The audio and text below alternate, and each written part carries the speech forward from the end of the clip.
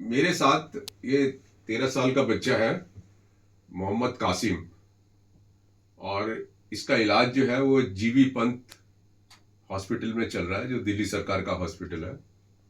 और 24 जनवरी को इसको 23 मई 2025, मतलब 1.5 साल के बाद की डेट दी है एमआरआई ब्रेन की है। ये देखो, ये यहाँ पे देखो डेट दी है।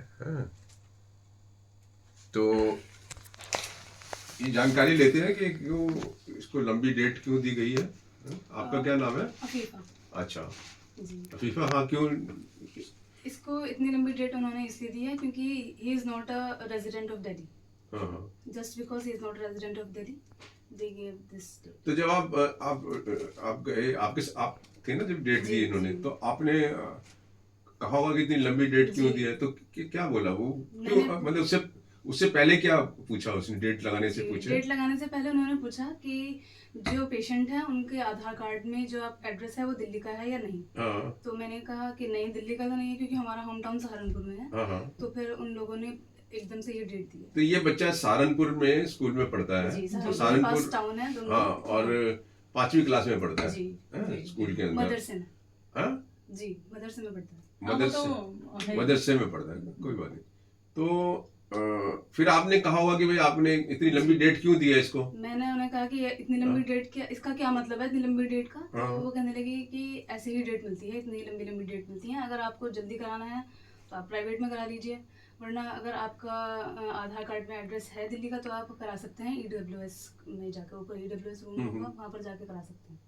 मतलब मोटे तौर पे उनका ये कहना था क्योंकि इस बच्चे के आधार कार्ड में दिल्ली का एड्रेस नहीं है। जी।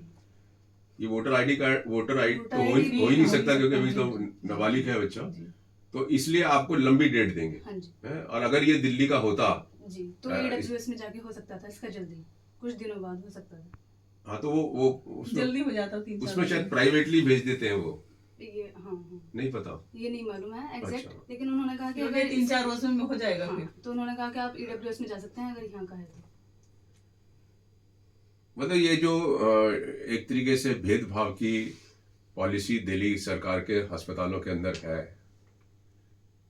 कि अगर कोई पेशेंट दिल्ली का रेजिडेंट है तो उसको वो फिर प्राइवेटली करा देते हैं, लेकिन अगर वो दिल्ली का नहीं है तो उसके साथ ये व्यवहार होता है कि 1.5 साल की डेट दे देते हैं। तो ये तो अनकॉन्स्टिट्यूशन है ना, अनकॉन्स्टिट्यूशनल है ये, बिल्कुल गैर मतलब कानूनी है ये, गलत है ये, भेदभाव है। अब बच्चे को ट्रीटमेंट चाहिए तुरंत, और उसको आप 1.5 साल के लिए लटकाएंगे तो कैसे ट्रीटमेंट होगा? तो एक पूरा एक तरीके से अन्याय है ये। इसको एजुकेशन पे भी एजुकेशन के लिए तो टाइम खराब हो जाएगा ना, वहां से आना जाना, बार बार जाना आना, कितना टाइम बर्बाद होता है। अब थे तो हो जाता तो ज्यादा बेहतर था। और इलाज इसलिए भी जरूरी है कि बच्चा पढ़ता है जी। और अगर इसका इलाज नहीं होगा तो इसकी पढ़ाई में भी फर्क पड़ेगा।